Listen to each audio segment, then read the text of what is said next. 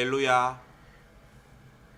오늘도 이렇게 귀한 성일 주셔서 우리 온라인으로 이렇게 같이 예배 드리게 함을 감사드립니다. 아직 참석하지 못한 학생들, 선생님들 또 전화 주셔서 다 같이 귀한 예배 드릴 수 있는 시간 되면 좋겠습니다. 이 시간 우리 사도신경 함으로써 예배 시작하도록 하겠습니다. 전능하사 천지를 만드신 하나님 아버지를 내가 믿사오며 그 외아들 우리 주 예수 그리스도를 믿사오니 이는 성령으로 잉태하사 동정녀 마리에게 나시고 본디오 빌라도에게 고난을 받으사 십자가에 못 박혀 죽으시고 장사한 지 사흘 만에 죽은 자 가운데서 다시 살아나시며 하늘에 오르사 전능하신 하나님 우편한 자 계시다가 들어서 산자와 죽은 자를 심판하러 오시리라. 성령을 믿사오며 거룩한 공예와 성도가 서로 교통하는 것과 죄를 사하여 주시는 것과 몸이 다시 사는 것과 영원히 사는 것을 믿사옵나이다. 아멘. 우리 다같이 이 시간에 주는 완전합니다 찬양함으로써 주님께 경배드리도록 하겠습니다.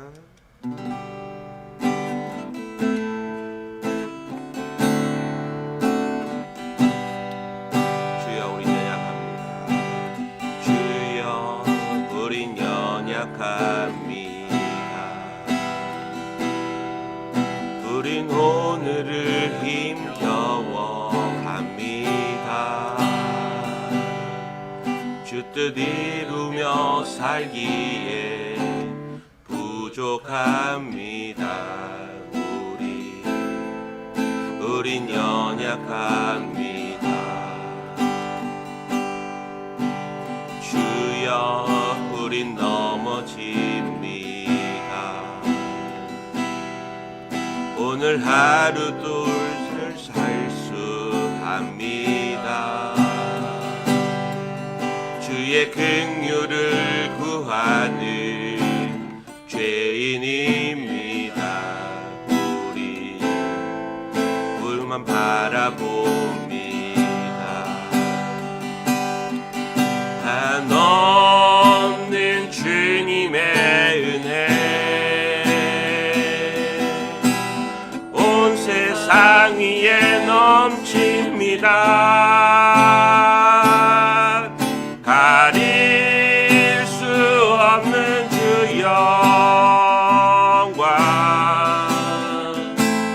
온 땅 위에 충만합니다. 주님만이 길이 오니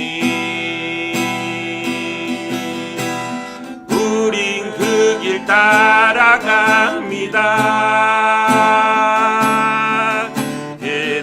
그날의 우리를 이루신 주는 완전합니다.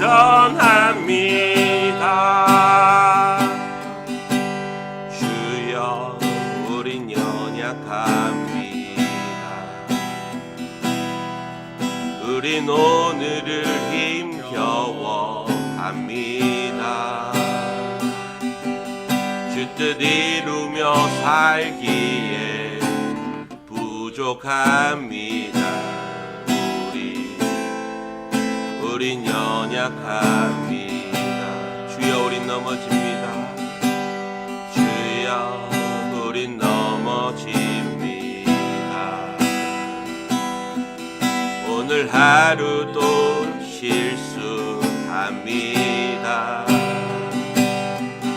주의 긍휼을 구하는 죄인입니다.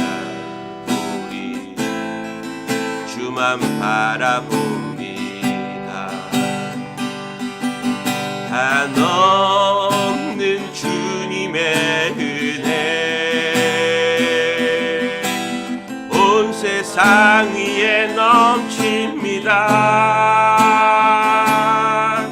가릴 수 없는 주 영광 온 땅 위에 충만합니다. 주님만이 길이 오니 우린 그 길 따라갑니다. 그날에 우리를 이루신 주는 완전합니다. 한없는 주님의 은혜 온 세상 위에 넘칩니다. 주칠 수 없는 주 영광 온 땅 위에 충만합니다. 주님만이 길이 오니 우린 그 길 따라갑니다. 그날에 우릴 이루신 주는 완전합니다. 나의 평생에 단 한 가지 소원 주의 아름다우심 보며 사랑 노래하는 것 나의 왕 되신 주님의 얼굴 구하며 주 사랑 안에 머물러 사랑 노래합니다. 나의 평생에 단 한 가지 소원 주의 아름다우심 보며 사랑 노래하는 것 나의 왕 되신 주님의 얼굴 구하며 그 사랑 안에 머물러 사랑 노래합니다. 나의 평생에 단 한 가지 소원 주의 아름다우심 보며 사랑 노래하는 것 나의 왕 되신 주님의 얼굴 구하며 주 사랑 안에 머물러 사랑 노래합니다.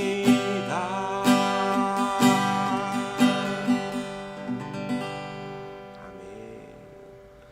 우리 다 같이 기도하겠습니다. 하나님 감사합니다. 주께서 사랑하시는 우리 학생부 또 선생님들 모두 이렇게 온라인에 예배를 드려 하나님 저희들을 용서하여 주시옵소서. 하지만 온라인으로나마 주께 경배드리고 예배드리는 그들에게 아버지 축복 내려주시고 주께서 한 사람 한 사람 이름 기억하셔서 하늘에 상급이 있도록 아버지께서 은혜 베풀어 주시옵소서. 하나님 아버지 주는 완전하고 저희들은 미흡해서 아버지께 무릎 꿇고 기도하며 항상 주님의 말씀을 묵상하며 주께 은혜를 구하며 주를 경외하며 조금도 부족함이 없고 소홀함이 없는 저희들 되게 하여 주시옵소서. 어디에 있든지 어느 곳에 있든지 무슨 일을 하든지 주께서 항상 눈동자처럼 지켜주셔서 그곳에서 주님의 향기를 나타내며 주의 말씀과 주의 규례에 조금도 부족함이 없는 저희들 되게 하여 주시옵소서. 하나님 아버지 코로나로 인해서 우리 학생들 선생님들 물질적으로나 영적으로 조금도 흐트러지지 않도록 아버지께서 중심을 붙잡아 주시고 항상 기도하며 나아갈 수 있고 항상 주님과 함께하며 나아갈 수 있도록 아버지께서 저희들을 인도하여 주시옵소서. 하나님 아버지 이제 전도사님 말씀을 듣습니다. 그 말씀 중에 큰 은혜가 있게 하시고 그 말씀을 듣는 우리도 마음을 활짝 열고 귀를 열고 그 말씀을 들음으로써 다 같이 동일한 은혜로 채워 주시옵소서. 오늘 하루도 또한 다음에 만날 일주일 동안 또 주께서 저희들과 함께 하시고 이 시간 이후에 모든 일과들도 주님께서 저희들과 동행하여 주시옵소서. 이 모든 말씀 예수님 이름으로 기도드렸습니다. 아멘. 전사님 나오셔서 말씀 전하시겠습니다.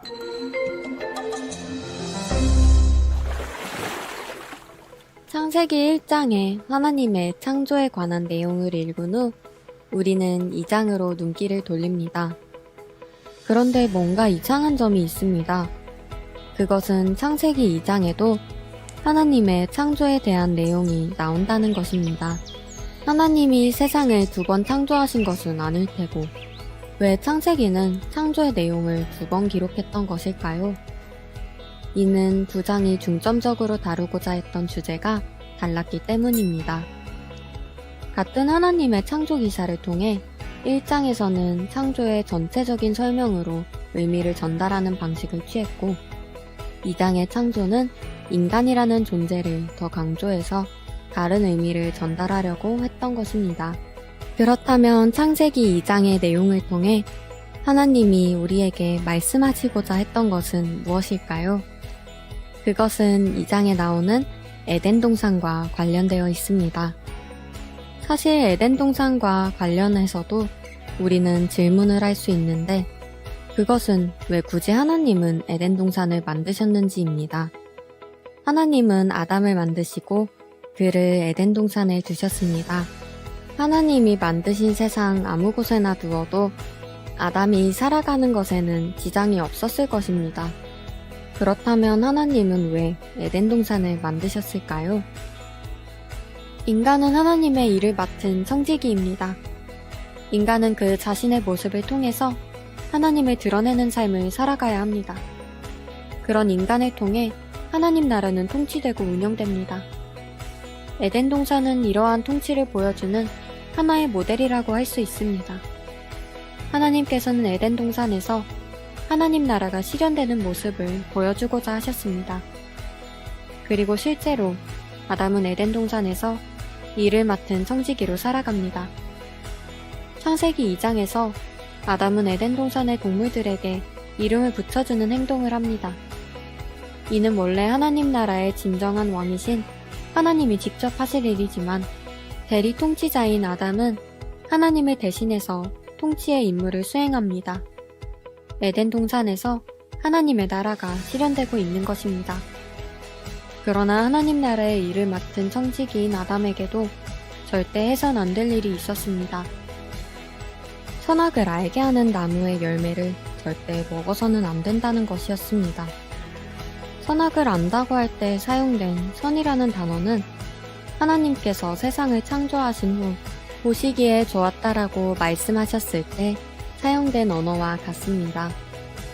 어떤 것이 좋은 것인지 그리고 어떤 것이 악한 것인지를 판단하는 기준은 하나님께 있습니다. 왜냐하면 하나님께서 하나님 나라의 진정한 왕이시기 때문입니다.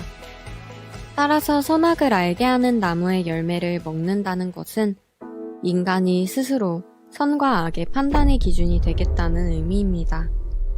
이는 곧 하나님 나라의 진정한 통치자인 하나님을 인정하지 않는다는 의미가 됩니다. 그렇기에 하나님께서는 선악을 알게 하는 나무의 열매를 먹지 말라는 명령을 통해 인간으로 하여금 하나님만이 진정한 하나님 나라의 왕이라는 사실을 스스로 고백할 수 있도록 하신 것입니다. 여러분, 지금 여러분의 모습은 어떠신가요? 하나님께서는 우리에게 일을 맡기셨지만 하나님 나라의 진짜 왕은 하나님이십니다. 일상에서 행하는 우리의 작은 일 하나도 하나님의 말씀에 따라 하나님이 옳다고 하신 모습으로 행해져야만 합니다. 그런 우리의 행동이야말로 하나님의 통치를 인정하는 인간의 모습일 것입니다. 작은 선택 하나도 하나님이 기뻐하시고 좋다고 여기실 일이 무엇인지 고민하여 행동하는 우리가 되기를 바랍니다. 우리 친구 안녕하세요. 반갑습니다. 우리 친구 도사님 한번 출석 체크 한번 해볼까 하다가 우리 친구 다음에 한번 오늘 마지막이니까 제가 굳이 누가 들어서 보고 있는지 안 보고 있는지 확인하지 않도록 하겠습니다. 우리 다음 주부터는 대면 예배가 진행되니까요.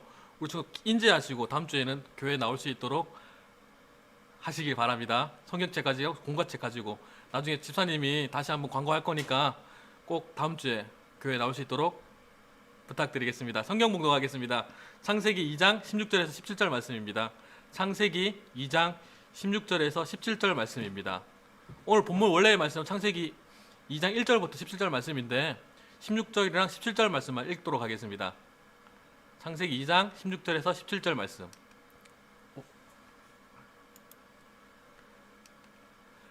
읽겠습니다. 여호와 하나님이 그 사람에게 명하여 이르시되 동상 각종 나무의 열매는 내가 임의로 먹되 선악을 알게 하는 나무의 열매는 먹지 말라. 내가 먹는 날에는 반드시 죽으리라 하시리라. 아멘. 창세기 2장 16절에서 17절 말씀입니다. 지금 한 주 동안 어떻게 잘 지내셨습니까? 지난 한 주 동안 우리가 하나님의 청지기로서 우리 여러분의 삶을 청지기로서 잘 사셨습니까? 감당하셨나요? 사실은 우리가 죄인이기 때문에 청지기로서 삶을 사는 게 쉽지 않을 거예요. 우리의 힘으로 할 수 없기 때문에 하나님의 은혜와 평강이 저와 여러분에게 함께하기를 소망합니다. 아멘. 지금 제가 전사님이 한 4가지 단어를 좀 얘기할 건데 공통점이 무엇인지 한번 살펴봤으면 좋겠어요. 공통점이 무엇이 있는지 한번 살펴보길 원합니다. 첫 번째 나침반, 그리고 화약, 종이, 인쇄술. 이 4가지 단어를 보면 우리가 공통점을 유추할 수 있는데 뭐가 있을까요? 뭐가 있을까? 바로 중국이라는 나라가 기억납니다. 친구들 뭐 이거는 정보 전사님 인터넷 보고 찾아봤는데 이 중국이라는 나라가 이 나침반이랑 화약이랑 종이 인쇄술을 발명했던 나라라고 합니다. 중국의 4대 발명품이라고 하는데요. 이게 어떤 문명의 발달로 인해서 이제 무역 국가가 되면서 중국에서 유럽으로 건너가면서 유럽 사회가 발달하는 중요한 매개체 역할을 하게 되는데요. 이 나침반은요. 이 유럽 사회가 무역과 탐험을 본격적으로 시작하는 시작점이 됐다는 겁니다. 이 시작점, 이 나침반이라는 도구가 있었기 때문에 무역과 신대륙을 발견하게 되는 중요한 역할들을 감당할 수 있었다는 겁니다. 나중에는요. 그리고 이 화약이라는 것은 처음에는요. 자신의 나라와 자신의 민족을 지키기 위해서 국가와 국가 간에 민족과 민족 간에 어떤 큰 전쟁을 할 수 있는 중요한 역할들을 감당할 수 있었다라고 얘기하는 거예요. 이 화약이 처음에는 그렇게 다른 사람을 점령하기 위한 목적이 아니라 자신의 나라와 자신의 민족을 지키기 위한 수단으로 이 무기를 개발해서 자신의 나라의 안보를 지키기 위해서 처음에 만들어졌다고 합니다. 두 번째는 종이와 인쇄술인데요. 이 종이와 인쇄술이 발달함에 따라서 그때 당시의 사람들은요. 왕권 국가였어요. 그리고 군주 국가였단 말이에요. 그러니까 어떤 특정한 부르주아라고 얘기하는데 특정한 사람들이 자신들만이 가지고 있는 정보와 지식들을 가지고 있었단 말이에요. 그런데 그러한 지식과 정보들이 이 종이와 인쇄술의 발달로 인해서 그들만이 가지고 있던 어떠한 정보와 지식들을 알지 못하는 많은 보편백사나 일반 국민들, 모든 백성들이 다 알 수 있었다라고 얘기합니다. 그러니까 이러한 지식과 정보를 알지 못했던 사람들에게 자고 있는 사람들을 깨워서 계몽해서 그 사람들을 지식을 알게 한다고 해서 계몽주의라고 얘기해요. 그래 그때 당시에 이 종이와 인쇄술이 발달함을 통해서 계몽주의가 발달하게 됩니다. 그 후에는 어떤 일이 발생하면 종교 개혁이 일어나는 거예요. 당시의 종교 개혁이 뭐냐면 당시 로마 교회가 일반 사람 백성들이 알지 못하는 라틴어 성경을 봤단 말이에요. 라틴어 성경을 보면서 자신들이 원하는 방향대로 자신들이 이윤이 되는 방향대로 그 성경을 해석해서 일반 사람들에게 가르치고 그 사람들로 인해서 돈과 물질들을 착취하는 일들을 벌였단 말이에요. 그런데 그 중에 있던 사제였던 마틴 루터라는 사람이 이게 하나님 말씀이 그렇지 않지 않느냐 그러면서 비텐베르크 성경에다 99개조 반박문을 붙였는데 그때 어떠한 사람이 그 방법을 떼다가 인쇄소에다가 맡겨서 사람들에게 알려줬단 말이에요. 그래 그 종이를 본 사람들에 의해서 이제 종교 개혁이 일어나게 되는 거예요. 이렇게 종이와 인쇄술의 발달함을 통해서 이렇게 발달하게 되는 거예요. 또 나중에 지난주에도 얘기했지만 산업혁명에 일어난 데서 종이와 인쇄술이 굉장히 중요한 역할을 하게 돼요. 왜냐하면 도면을 그릴 수 있게 되는 거예요. 사람들이 기존에 했던 방식들을 그냥 아무 생각 없이 있는 것이 아니라 종이에다가 설계도를 막 그리기 시작하는 거예요. 그러면서 증기기관과 자동차 기관이 발달하면서 산업이 굉장히 막 발달하기 시작하는 거예요.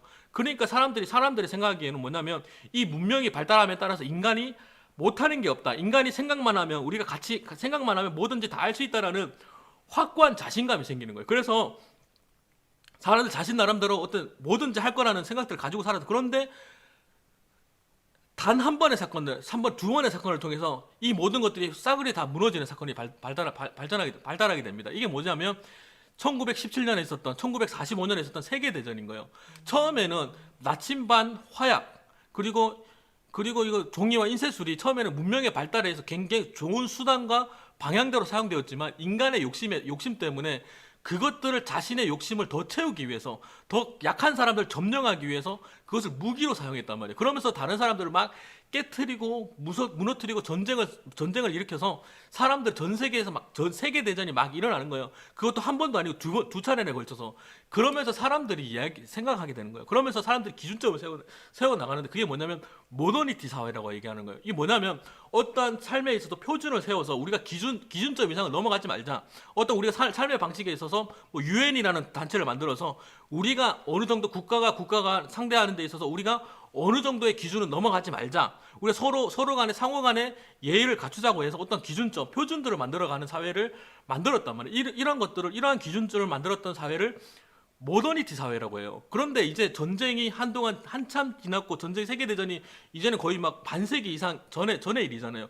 그동안의 전쟁이 일어나지 않았기 때문에 이제 사회는 그동안 발전했고 인권도 그동안 발전했고 우리의 의식 수준도 발전했기 때문에 더 이상의 어떤 모더니티는 탈피해야 된다는 생각들을 가지고 있는 사람들이 있었어요. 그 사람들이 얘기하는 게 이제 모더니티 다음의 시대를 얘기하는 게 포스트 모더니즘이라고 얘기하는데요. 이 포스트 모더니즘이 얘기하는 건 뭐냐면 어떻게 설명할까 생각해 보다가 건축 부분에 있어서 한번 설명해 보려는 거예요. 기존에는 공간 활용도와 건축의 튼튼함을 강조하기 위해서 모든 건물들을 직사각형으로 지었어요. 왜냐하면 직사각형으로 지어야 건물이 단단하고 튼튼하게 지을 수 있다고 해요. 그리고 공간을 빈틈없이 잘 사용할 수 있기 때문에 직사각형으로 높이 지었단 말이에요. 그런데 이제 포스트 모던 사회가 되면서 이제 사람들이 건축을 어떻게 짓기 시작하냐면 이제 모더니티는 지났기 때문에 내가 이제 내 공간에 내가 원하는 방법대로 건물을 짓겠다 해서 다양한 모형대로 건물을 짓기 시작하는 거예요. 이게 무슨 말이냐면 이제 내가 생각하는 대로 이제 공간의 중요성보다 내가 생각하는 게 더 공간보다는 예술을 선택하는 거예요. 사람들이 이제 각자 다양한 자신의 생각하는 건축 모양을 구상하는 대로 건물을 짓기 시작하는 거예요. 왜냐하면 그렇게 할 수 있는 이유는 뭐냐면 모더니티에 있었던 그런 기술들과 과학들이 발전했기 때문에 이제는 다양한 모형으로 이제 그 안전성을 확보할 수 있기 때문에 건물을 그렇게 짓는단 말이에요. 이렇게 다양한 생각대로 어떤 기준들을 철폐하고 내가 생각하는 모양, 예술적인 모양들을 만들어내는 모습들을 포스트 모더니즘의 어떤 일부의 형태라고 볼 수 있어요. 또 한 가지는 그 어떤 정보 처리의 문제인데요. 지금까지 우리 사회는요, 어떠한 특정한 정보 처리에 있어서 어떠한 서버에 들어가서 내가 어떤 정보를 얻기 위해서는 특별한 서버에 들어가서 내가 찾아가서 그 서버에서 정보를 얻어냈단 말이에요. 그런데 지금 앞으로 우리가 살아가는 사회는요, 그런 사회가 되지 않을 거예요. 바뀔 거예요. 아마 이제는 뭐 자율주행 자동차의 시대가 분명히 지금도 도래했고요. 이제 앞으로도 더 본격적으로 자율주행 자동차가 시작되는데 이게 중요한 역할을 하는 게 5G예요. 5G가 뭐냐면 어떠한 서버에 내가 정보를 얻어내는 것이 아니라 내 정보를 막 사람들 어떤 다양한 매체에다가 뿌리는 거예요. 그 정보들을 수집해서 다 그 정보들을 보내기도 하고 상호간의 그 정보 교류를 통해서 자신의 어떤 위치 정보와 자신이 가고자 하는 방향, 내가 하고자 하는 방향대로 그 정보를 내가 얻어내는 거예요. 그 정보가 나한테 줄 수밖에 없는 상황들을 만들어가는 게 5G인데요. 전사님 이거 정확하게 내가 5G 내용을 인지를 못해서 하여튼 이런 것들이 이제 포스트 모던 사회에서 이루어지는 사회라고 볼 수 있어요. 5G 자체가 뭐 포스트 모던이다 이렇게 얘기할 수는 없지만 이렇게 어떤 모던 사회에서 발생하는 한 가지의 일부라고 얘기할 수 있을 것 같아요. 그리고 한 가지 또 우리가 좀 가시적으로 우리 친구들이 알 수 있을 만한 내용들을 좀 전사님 생각해봤는데 선생님이 우리 전사님 체벌을 했을 때 우리의 삶의 태도가 얼만큼 다른지 우리 부모님 세대와 우리 친구들의 세대가 얼만큼 다른지 한번 곰곰하게 생각해봤어요. 아닐 수도 있지만 우리 부모님들은요 선생님이 때리잖아요. 체벌을 하잖아요. 그러면 우리 부모님 세대는요 내가 뭐 잘못했을까? 내가 뭘 잘못했을까? 그래서 선생님한테 맞아요. 오늘 내가 분명히 잘못했기 때문에 선생님이 나를 때리셨을 거야. 그래서 내가 오늘 잘못한 게 반성할 게 무엇일까라는 고민하는 세대예요. 그런데 우리 친구들은 그렇지 않을 거예요. 선생님이 나를 왜 때렸을까? 나는 잘못한 게 없는데. 그래서 선생님한테 물어볼 거예요. 선생님 나 왜 때렸었어요? 이렇게 물어볼 거예요. 선생님이 이런 이유로 잘못했다고 얘기하지만 우리 친구는 반말할 수 있어요. 선생님은 잘못했다고 생각하지만 나는 그게 잘못이 아니라고 생각할 수 있다라고 얘기할 거예요 아마. 그렇게 이처럼 세대 간의 차이가 분명하게 있을 거예요. 우리가 지금 모더니티 사회와 포스트 모던 사회의 중간에 과도기에 있기 때문에 우리 부모 세대와 우리 지금 친구들이 살아가는 세대는 분명하게 삶의 방식과 생각하는 어떤 가치관이 분명히 다를 수 있다라는 거예요. 오늘 본문과는 조금만 벗어났지만 이렇게 다른 과도기의 과정에서 우리 친구들이 부모님 세대와 나와 충분히 다를 수 있다라는 걸 친구들이 좀 분명히 인지하시고 부모님이 왜 저래? 뭔가 답답하고 또 어려움이 있더라도 부모님을 이해할 수 있는 친구들이 되었으면 좋겠다라는 생각이 듭니다. 이게 포스트 모더니즘을 한번 설명하기 위해서 이렇게 설명을 했는데 좀 약간 한 가지 핵심 포인트로 얘기하자면요, 상대주의인 것 같아요. 상대주의.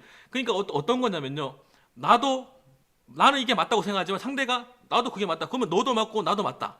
어떤 특정한 기준점이 사라지는 거예요.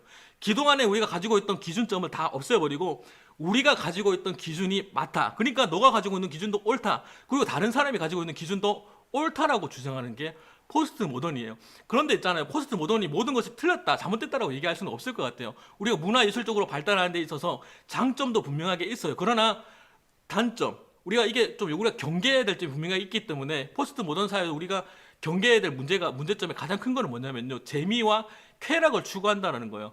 근데 이 재미와 쾌락은요, 저마다 기준이 다른 거예요. 어떠한 사람들은 재밌을 수 있어요. 그런데 어떠한 사람들은요, 그게 재미없을 수도 있어요. 또 다른 사람은요, 그게 슬픔일 수도 있다는 거예요. 그런데 그러한 기준점이 없어버리면 내가 재미있다고 다른 사람 힘들게 하는 경우도 있을 수가 있다고 생각해요.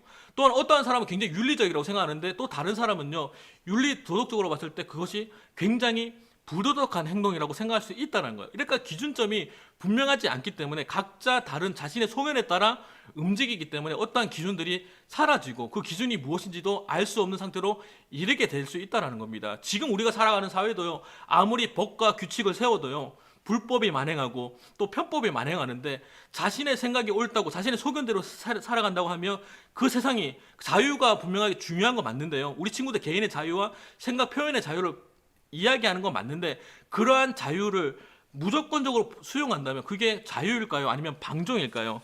우리는 그러한 부분들에 대해서 한번 생각해 봐야 되는 겁니다. 우리가 기준이 없다면 기준이 없는 자유가 어떻게 우리를 행복을 가져다 줄 수 있을까요?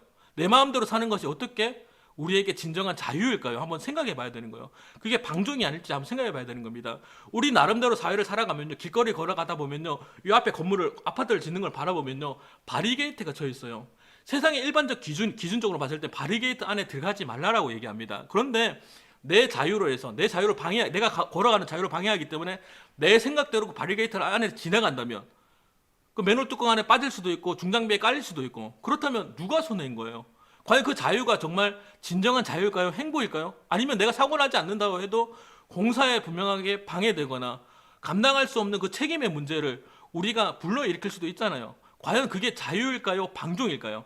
우리 친구들 분명하게 생각해 봐야 되는 겁니다. 또한 군인들이 운동장에 모여서 제식훈련을 해요. 근데 진짜 군인들은요, 어떤 자신들의 소속감이 분명하게 있기 때문에 어떤 기준점이 분명하게 있기 때문에 나는 군인으로서 어떤 그 기준에 따라 움직이기 때문에 일사천리로 하나하나 한 줄 한 줄 행과 열을 맞춰서 움직인단 말이에요. 그런데 예비군들은 달라요.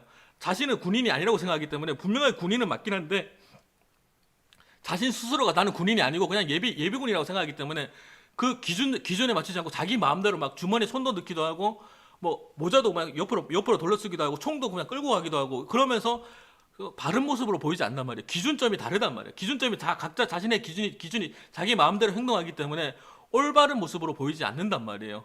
그렇다면 우리에게 기준이 무엇일까요? 우리가 세상을 살아가는데 기준점이 무엇이라고 이야기할 수 있을까요?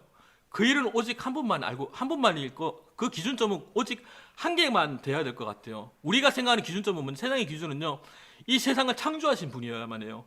또한 왜냐하면 그분이 창조자야만, 이 세상을 창조하시고 다스리는 자여야만 이 세상 기준이 될 수 있다는 겁니다. 그렇다면 우리가 창조자가 누구라고 배웠습니까? 하나님이라고 배웠잖아요. 세상을 창조하신 하나님이기 때문에 우리의 삶의 기준은 하나님이 되어야 된단 말이에요. 왜냐하면 우리는 하나님의 형상대로 지음받은 사람이기 때문에, 우주 만물을 만드신 사람이 하나님이시기 때문에 우리의 삶의 기준은 하나님이어야 하고 또 하나님께서 우리에게 주신 말씀이어야만 합니다. 왜냐하면 하나님이 모든 것의 주인이시기 때문입니다. 우리 창세기 2장 8절의 내용을 같이 한번 읽어보겠습니다. 여호와 하나님이 동방 에덴 동산을 창설하시고 그 지으신 사람을 거기에 두시니라. 창세기 2장 8절 말씀. 아멘. 하나님께서요 에덴 동산을 만드셨대요. 에덴 동산을 만드셨대요. 하나님이 동산을 발견하신 것이 아니라 하나님이 만드신 거래요. 더불어 사람들을 지으셔서 그 땅 가운데 보내셨다고 얘기하는 겁니다. 또 지으신 사람이 거기에 두시니라. 즉 하나님이 인간을 창조하시고 동산에 두셨다라고 이야기하는 겁니다. 9절 말씀도 한번 읽어보겠습니다. 여호와 하나님이 땅에 보시기에 아름답고 먹기에 좋은 나무가 나게 하시니 동산 가운데에 생명나무와 선악을 알게 하는 나무도 있더라. 아멘.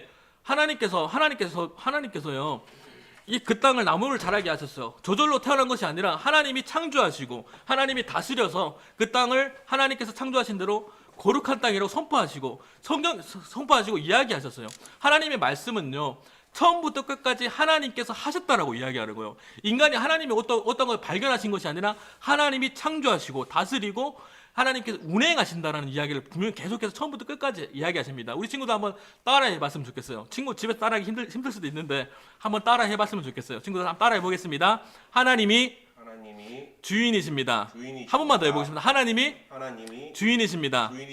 방금 읽은 구절의 내용을 보면요, 선악을 알게 하는 나무는 우리가 선악과라고 부릅니다. 그런데요, 이 선악을 알게 하는 나무를 하나님께서 왜 만드셨을까요? 과연 하나님이 선악을 알게 하는 나무를 만들지 않으셨으면 우리가 죄를 안 지을 수도 있었잖아요. 하나님이 만드셨기 때문에 우리는 죄 지은 거라고 이야기할 수도 있잖아요. 이 문제는요, 다양한 계층의 사람들이 계속해서 이야기했던 거예요. 우리만이 얘기했던 것이 아니라 과거에서부터 막 1000년 전에도 2000년 전에도 많은 사람들이 왜 하나님이 우리를 죄짓게 하셨을까? 왜 선악을 알게 하는 나무를 만드셨을까? 라는 내용들을 가지고 이야기했어요. 오늘 그 질문에 대한 대답을 이야기할 거예요. 그 대답을 어떻게 얘기할 수 있냐면 하나님이 세상의 기준이 되어 주셨다라는 거예요. 하나님이 세상의 모든 것을 창조하시고 인간에게 모든 걸 다 주셨다면요, 인간은요 모든 것을 자신의 마음대로 행동할 수 있었을 거예요. 선하게 알게 하는 나무까지 우리가 먹을 수 있었던 자유가 있었다면 모든 것을 내 마음대로 행동할 수 있는 자유도 있다라는 거잖아요. 그러니까 자기 마음대로 살았을 거야. 여러분 친구 집에 간다고 생각해 보세요. 여러분 친구 집에 가면 친구 부모님이 친구들한테 너희 마음껏 우리 집에서 놀아도 돼. 그런 데 있잖아. 이 식탁 가운데 테이블보 가운데 있는 화병만 깨뜨리지 마라라고 얘기하면 그 화병 때문에 우리 친구들 행동을 제한을 받게 될 거예요. 열심히 뛰어놀고 싶지만 뛰어놀지 못하고 화병 때문에 화병을 깨뜨리지 않기 위해서라도 우리 친구들이 행동을 제한하고, 왜냐하면 화병의 주인이 우리 친구의 부모님 거기 때문에 우리 친구들 행동을 제한하고 이게 내 것이 아니구나, 그렇게 조심해야지라고 행동하게 될 거예요. 하나님이 만드신 세계가 하나님의 것이기 때문에 하나님이 동산 중앙에 있는 선악을 알게 하는 나무를 창조하셔서 이 모든 것이 하나님의 것이라는 것을 사람들에게 알려주시는 거예요. 에임스라는 사람이요, 저번에도 한번 전사님 설교 시간에 얘기했던 것 같은데 선악을 알게 하는 나무를 왜 창조하셨는가라는 사람들의 질문에 어떻게 대답했냐면, 선악을 알게 하는 나무를 만든 것이 중요한 것이 아니라 하나님께서 인간을 창조하셨는데 하나님을 영화롭게 하기 위해서 창조하셨다. 그것은 무엇이냐면 우리 인간 스스로가 하나님을 기쁘신 뜻에 따라 하나님을 영화롭게 하는 존재로 창조하셨기 때문에 선악을 알게 하는 나무가 존재하고 안 존재하고가 문제가 아니라 선악을 알게 하는 나무를 먹을 수 있는 자유와 먹지 않을 수 있는 자유가 있는데 인간은 범죄함으로 먹을 수 있는 자유를 선택한 것이다. 그렇기 때문에 하나님이 문제가 있는 것이 아니라, 선악을 알게 하는 나무를 창조하신 하나님이 문제가 있는 것이 아니라 그 선악을 알게 하는 나무를 먹은 인간에게 문제가 있다는 겁니다. 그렇기 때문에 인간은 하나님께서 기뻐하신 뜻에 따라 선택하고 행동해야 된다는 것을 이야기하고 있는 겁니다. 이 말을 하고 있는 친구가 있다는 겁니다. 이 선악을 알게 하는 나무가 우리가 어떠한 존재인지 알게 하고 우리가 하나님의 말씀대로 살아가야 되는 어떤 기준점이 된다는 것을 우리가 친구들 분명하게 인지했으면 좋겠다고 생각합니다. 기준이라는 것이 무엇일까요? 이 세상이 하나님의 피조물이고 하나님이 주인이라는 사실을 알고 믿는다면 하나님의 말씀을 우리는 따라야 되는 거예요. 그것은 내 생각과 상관없이, 나의 기준과는 상관없이 나는 하나님의 피조물이기 때문에, 하나님의 창조하신 사람이기 때문에 나의 생각과 내가 동의가 되든지 동의가 안 되든지 상관없이 하나님의 말씀대로 우리는 살아야 된다는 겁니다. 그렇다고 우리가 이제 기억해야 될 것이 있어요. 기억해야 될 것이 있습니다. 어떻게 살아야 될까? 그 기준을 어떻게 살아야 될 것인지, 우리 그 기준점이 무엇인지 한번 오늘 본문의 말씀 한번 같이 한번 읽어보도록 하겠습니다. 여호와 하나님이 그 사람에게 명하여 이르시되 동산 각종 나무의 열매는 내가 임의로 먹되 라고 이렇게 말씀하시고 있는 거. 하나님이 각종 열매는 수많은 아름다운 열매들과 많은 동물들을 하나님께 우리에게 다 임의로 먹다라고 자유롭게 먹으라고 하셨어요. 그런데 동산 중앙에 있는 나무만은 먹지 말라고 하신 거예요. 그것은 하나님께서 우리에게 모든 것을 주셨지만 우리 삶 가운데 기준점을 세우시는 거예요. 너가 다 이 모든 것을 다 가질 수 있지만 너가 이 기준점, 선악을 알게 하는 나무만큼은 먹지 마라.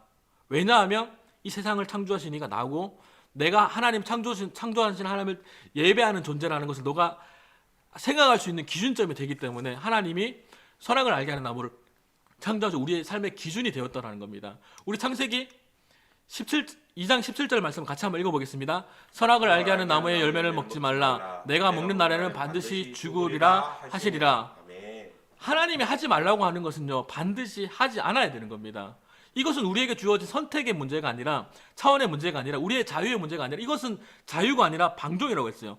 우리의 선택의 문제가 아니라 하나님께서 창조주가 피조물에게 하지 말라고 하는 것은요, 내가 어떠한 생각을 가지고 있든지 다양한 생각들을 가지고 있더라도 포스트 모든 사회에서 흠뻑 젖어 살더라도 그것은 먹지 말라고 해야 되는 거예요. 우리의 삶의 기준이 되기 때문에 하나님이 하지 말라고 하는 거 절대 해서는 안 되는 것입니다. 세상 사람들은 다 저마다 생각과 경험과 의견을 기준으로 살아가고 있어요. 그러나 우리의 기준은 하나님의 말씀인 거예요. 하나님이 우리를 창조하시고 청지기로서 살으라고 말씀하셨어요.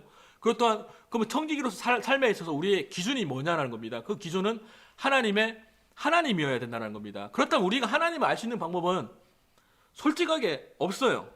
유일하게 한 가지가 있는데 그것이 바로 하나님의 말씀, 성경 말씀인 거예요. 그래서 하나님의 말씀을 우리가 계속해서 주야로 묵상하고 그 말씀대로 살려고 노력해야 되는 겁니다. 왜냐하면 그게 내 삶의 기준이기 때문에.